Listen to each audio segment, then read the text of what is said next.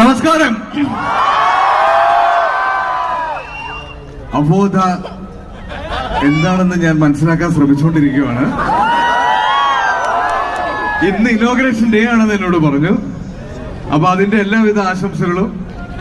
ഇവിടെ വന്നതിന് മെയിനായിട്ട് രണ്ട് കാര്യങ്ങളാണ് ഉള്ളത്. ഒന്ന്, നിങ്ങൾ എല്ലാവരെയും കാണണം. ഈ ബഹളം ആവശ്യത്തിലധികം ഒന്ന് കേൾക്കണം. ഒന്നും കൂടെ ആർക്കും കോളേജ് ലൈഫ് മിസ്സാവുന്നില്ലെന്ന് എനിക്കിപ്പോ മനസ്സിലായി. ഓ വാവ്. 2 കോളേജില് ഇവന്റ്സ് കഴിഞ്ഞിട്ടാണ് ഞങ്ങൾ വരുന്നത്. ഈ സെയിം എനർജി തന്നെയാണ് കിട്ടിയത്.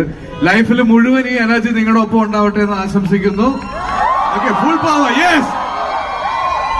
പിന്നെ ജനുവരി 9-ാം തീയതി അല്ല, ഫെബ്രുവരി 4 എന്റെ ബർത്ത്ഡേ ആണ്. അത് പറയാനുണ്ട്. Advance birthday wishes to me. Happy birthday to you. Happy birthday to you. Happy birthday dear. Happy birthday to you. Okay. ഈ വർഷത്തെ ആദ്യത്തെ ബർത്ത്ഡേ വിഷ് ഞാൻ സ്വന്തമായിട്ടൊക്കെ ചോദിച്ചു വാങ്ങി. Thank you so much. അപ്പൊ മെയിൻ ഇവന്റ് ജനുവരി 9-ാം തീയതി രേഖാചിത്രം റിലീസാവുന്നു. രേഖാചിത്രത്തിലെ പകുതി ആളുകൾ ഇവിടെയുണ്ട്, ബാക്കി പകുതി ആളുകളെ നിങ്ങൾ സ്ക്രീനിൽ കാണാം. നിങ്ങൾക്ക് വേണ്ടിയിട്ട് ഒരുപാട് സർപ്രൈസസ് ആ സിനിമയിൽ വെച്ചിട്ടുണ്ട്. എനിക്ക് തോന്നുന്നു നിങ്ങൾ എല്ലാവരും തന്നെ സോഷ്യൽ മീഡിയയിൽ ആക്റ്റീവായിട്ടുള്ള ആളുകളാണ്. കുറെ പേരൊക്കെ സിനിമ റിവ്യൂസ് ഒക്കെ ഇടുന്ന ആളുകളായിരിക്കും. എനിക്കറിയാം. അപ്പോൾ ഈ സിനിമയുടെ ഡീറ്റെയിൽസും ഡിസ്കഷൻസും ഒക്കെ നിങ്ങൾ കാണുന്നുണ്ടാവും. അതുപോലെ തന്നെയാണ് നിങ്ങളൊക്കെ വിചാരിക്കാത്ത കുറെ ആളുകൾ ആ സിനിമയിൽ വരുന്നുണ്ട്. പുതിയ പുതിയ ടെക്നോളജീസ് ഉപയോഗിക്കാൻ ആ സിനിമയിൽ ശ്രമിച്ചിട്ടുണ്ട്. അപ്പൊ തിയേറ്ററിൽ വരിക.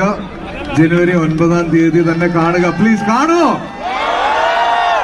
അവിടുന്ന് ലൈറ്റിംഗ് മോഡ് അടിക്കുന്നതുകൊണ്ട് എനിക്ക് നിങ്ങളുടെ മുഖം കാണില്ല, ശബ്ദം മാത്രമേ കേൾക്കുള്ളൂ. കാണുമോ? Thank you so much. Anaswara സംസാരിക്കേണ്ടതെന്നാണ് പറയുന്നത്. വേണ്ടല്ലേ?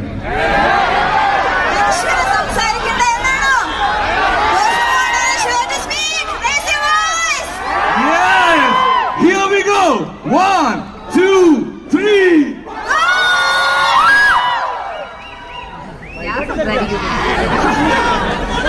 എനിക്കിങ്ങോട്ട് ഇതേ ലൈറ്റ് അടിക്കുന്നോണ്ട് അങ്ങോട്ട് ആരും കാണാൻ പറ്റുന്നില്ല. ഈ സൗണ്ട് കേട്ടിട്ടാണ് ഇവിടെ കുറെ പേരുണ്ടെന്ന് മനസ്സിലാവുന്നത്.